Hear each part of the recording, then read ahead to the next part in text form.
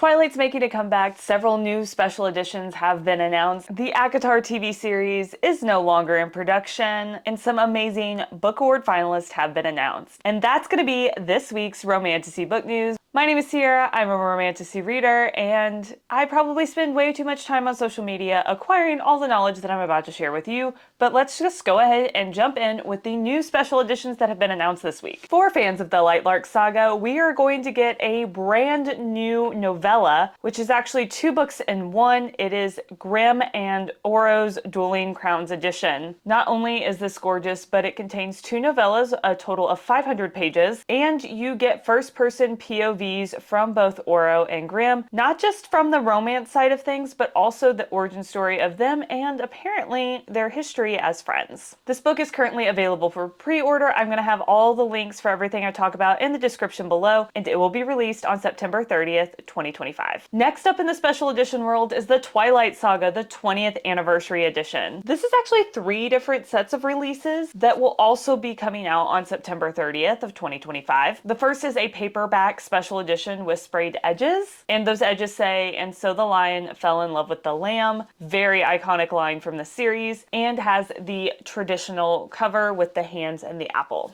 Next we have the Twilight's Deluxe Collector's Edition, and this is just a hardback copy of Twilight itself. It's covered in flowers, has graphics on the inside, and it overall looks very pretty, but that's about what you got there. And lastly is the Twilight Saga Deluxe Hardcover Collection. This is brand new covers for all 5 books in a hardback set. The images on these books I feel like are a little bit more relevant to what happens in those books compared to the original covers. However, I feel like the coloring on them is a little bit plain. It's a little bit more black and white with a little bit of green versus the very stark contrast of the black and white and red that we get with the traditional covers. It does have sprayed edges. They are like stars. Overall, I personally was a little bit underwhelmed by this collector's edition. I don't know what I was expecting when I opened it, but it just wasn't this. However, they're still gorgeous, and if your hardcover set is falling apart, some of my books are looking a little rough, this is a beautiful hardcover collection that is currently available for pre-order. And speaking of Twilight, let's move into the next section, which is our TV news. And Taylor Lautner is no longer a werewolf. He's now a werewolf hunter. Yes, Taylor Lautner Werewolf Hunter, which I thought was a joke title, but is actually the title, is coming to a new series where it shows him after Twilight playing himself, Taylor Lautner, hunting werewolves. I don't know where Amazon and Taylor Lautner came up with this idea, but this is him coming back into the scene. I know he's been back since like 2022, I believe, is when he started appearing again in things. But this is him starring, and I think the premise is hilarious, and I'll probably watch anything that Taylor Lautner is in. But unfortunately, what we won't be watching is the ACOTAR TV adaptation. This has been with Hulu for a while, but it's currently considered no longer an active production. Now, this is incredibly disappointing for ACOTAR fans because we were hoping to get a nice live action edition of this, or an animated edition. A lot of people are pushing for animated instead of live action for this series, but regardless of which way you wanted it to go, it's going nowhere at the moment. There has been a lot of delays in this, including the actors' strike, and it's been in development but not active production for quite some time, but this time it's just been totally nail in the coffin dead. So where does ACOTAR go from here? Well, it sounds like the rights that Disney currently owns, because Disney owns Hulu, are going to expire in the summer of 2025, and at that point the rights are going to be available for other people to purchase. That means Sarah J. Maas, which is the author of these books, has the opportunity to take her rights elsewhere and find a different company willing to do that. Amazon has been somebody who has bought up several different types of shows like this. They have Wheel of Time, they have Fourth Wing. So would that be a place that it goes? Who knows at this point? At this time, Hulu and SJM have not commented on where the series may end up going. In author news, we have a couple of exciting announcements.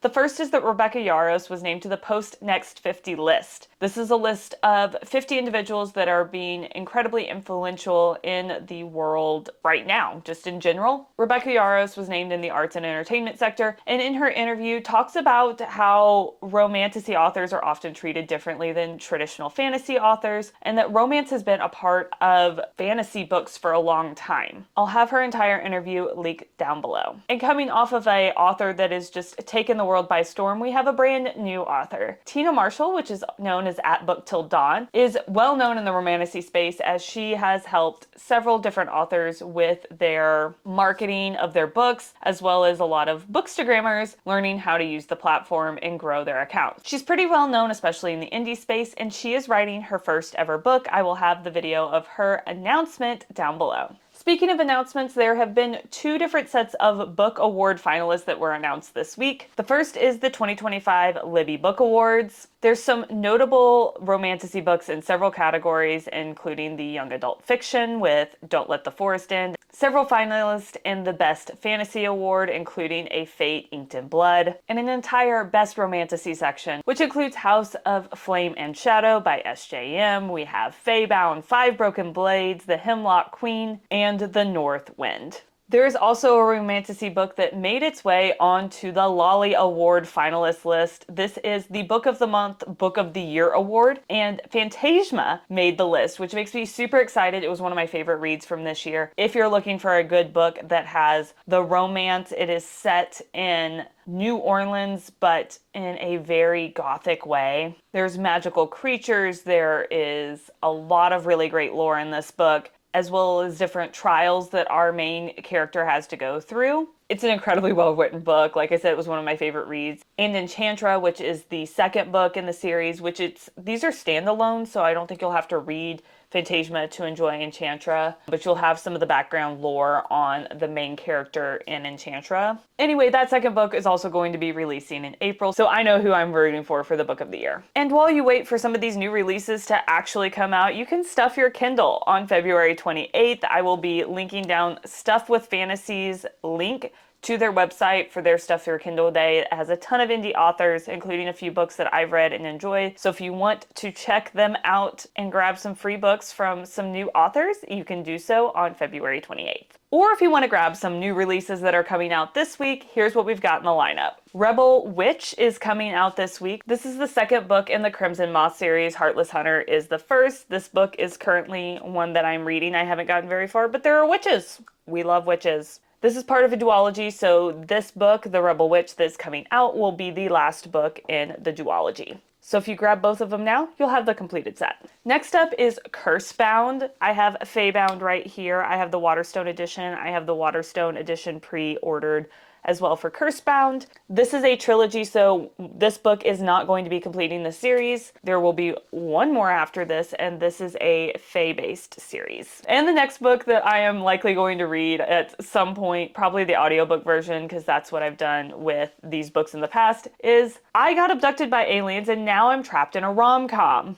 This is the first book in the Cosmic Chaos series, and I cannot wait to listen to it because the same author has done the Mead Mishap series, and I've only read the first one, That Time I Got Drunk and Saved a Demon. It's hilarious. Like, this is just great fantasy romantic comedies here, and so this one is a little bit more on the sci-fi side, but I'm still excited to read it because I laughed so hard at the first book in the Mead Mishap series that I just can't wait for more. And that's this week's Romantasy Book News. If you liked this video, let me know down in the comments below what other type of news that you would like to hear in these updates. Thank you for watching, and I will see you next time.